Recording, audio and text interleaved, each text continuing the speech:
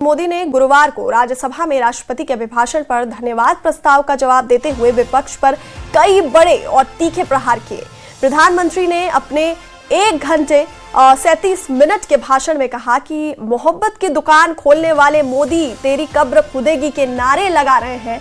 ये कौन सी दुकान है जो देश के किसी नागरिक की कब्र खोदने की बात करते हैं? ये कौन से संविधान से सीखा है जो देश के किसी नागरिक की कब्र खोदने की बात करते हैं? पीएम मोदी ने कहा कि मेरे साथ करोड़ों माताओं बहनों का आशीर्वाद है, कोई कब्र नहीं खोद पाएगा। मोदी तेरी कब्र खुदेगी, ये मंत्र लेकर के चल रहे हैं, ये सपने देख करके चल रहे हैं और बातें लोकतंत्र की करते हैं। मोहब्बत की दुकान के साइन बोर्ड लगाते हैं।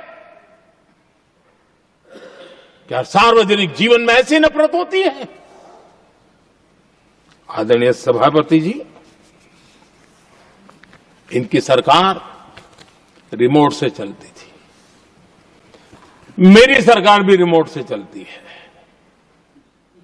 140 करोड़ देशवासी मेरा रिमोट है।